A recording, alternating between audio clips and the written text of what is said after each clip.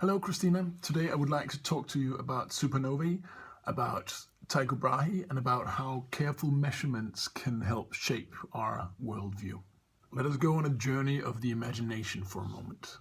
If millennia ago we were to travel out among the stars in the direction of vain Cassiopeia, we would at last come upon a pair bound in a gravitational dance. One of these died long ago. Once a star reminiscent of our sun, its fuel was exhausted, and in its death throes it shed its outer layers, leaving behind a dense core of carbon and oxygen, left to shine white-hot as it gradually cools to obscurity. We know these objects now as white dwarfs. Its companion had a longer life, but now its end is near too. Spending most of its life fusing hydrogen in the core, its main fuel source is now exhausted, and just like its neighbor, it has begun to expand, growing to an immense size. As it expands, however, its outer layers become so bloated that they start to intrude on the gravitational domain of the nearby white dwarf.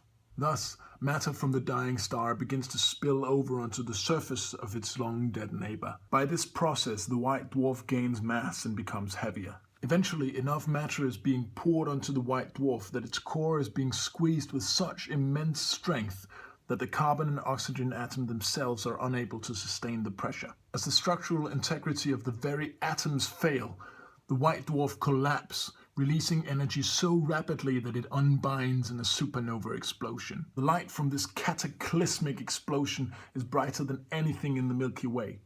If the binary star system or any of its neighbors ever had planets capable of sustaining life, they're now sterilized by the mammoth blaze of the nearby nova. And back here on Earth, we notice nothing. For 8,000 or 9,000 years after the explosion, we live in complete ignorance of the nearby stellar annihilation, because that is how long it takes for the light to reach us. So for all those years, we notice nothing at all.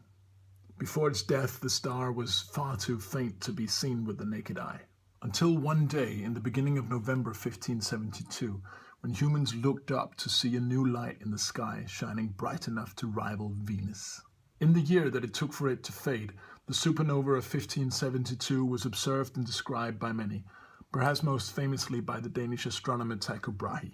At the time, it was commonly held that the universe was made up of several separately rotating spheres, one for each planet, and that these spheres were incapable of change. The outermost sphere upon which the stars were drawn was known to be the end of the universe.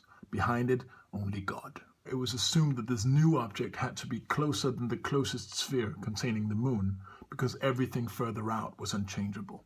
But Tycho did not rely on assumptions, and through careful measurements he noticed something strange. You see, the daily rotation of the Earth moves an astronomer enough that relatively nearby objects, such as planets, seem to trace out little circles against the seemingly stationary background of the distant stars.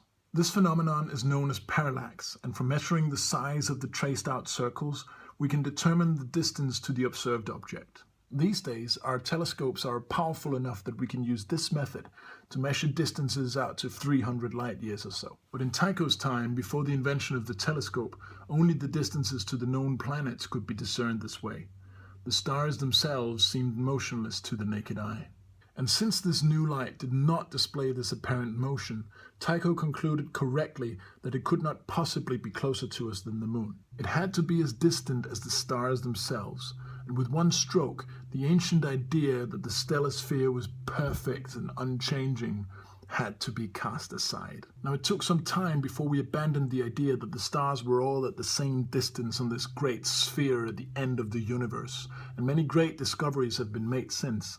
But this is just one example of how careful measurement can change the world.